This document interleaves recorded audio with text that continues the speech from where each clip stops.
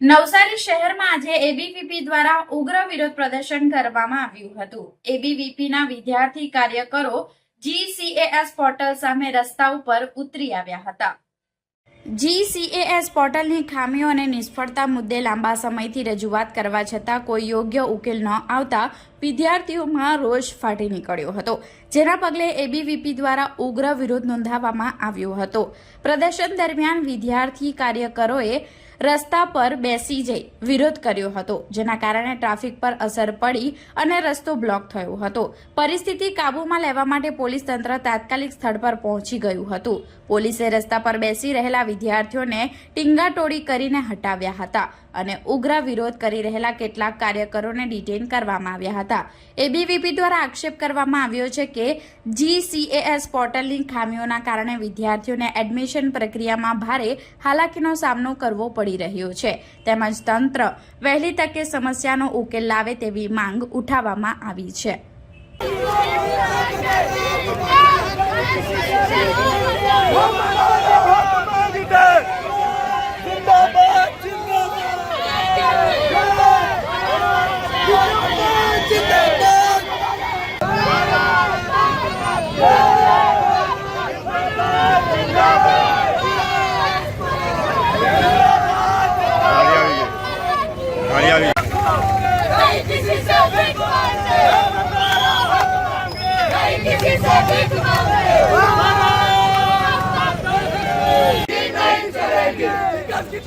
नहीं चलेगी, नहीं चलेगी, नहीं चलेगी।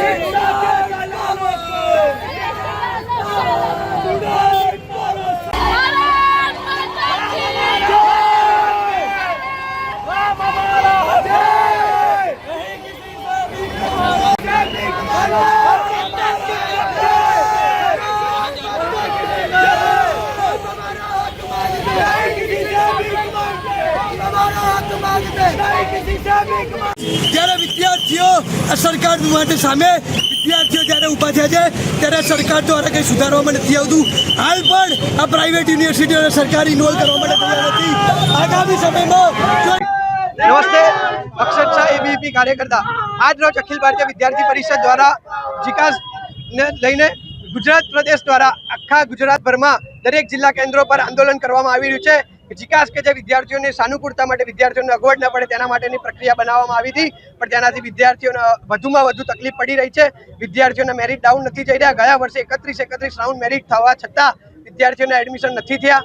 તેને લઈને વિદ્યાર્થી પરિષદ જીકાસના સર્ક્યુલર બહાર પડવા પહેલા જ આ વખતે આંદોલન કરી રહ્યું છે અને સમગ્ર ગુજરાતભરમાં આંદોલન કરી રહ્યું છે।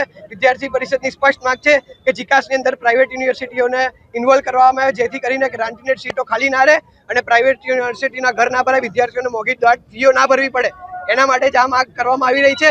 અને વિદ્યાર્થીઓની સ્પષ્ટ માંગ છે કે જીકાસની અંદર રહેલી ખામીઓ કે જે મેરિટ સિસ્ટમ વેરિફિકેશન રાઉન્ડને લયેલી ખામીઓ પણ સુધારવામાં આવે અને આગામી સમયમાં જો સરકાર દ્વારા આ જીકાસને સુધારવામાં નહીં આવે, પ્રાઇવેટ યુનિવર્સિટીને ઇન્વોલ્વ કરવામાં નહીં આવે તો વિદ્યાર્થી પરિષદ દરેક નગરમાં, દરેક શહેરમાં, દરેક તાલુકા સ્તરે આંદોલન કરશે, જેની સંપૂર્ણ જવાબદારી સરકાર પ્રશાસનની રહેશે।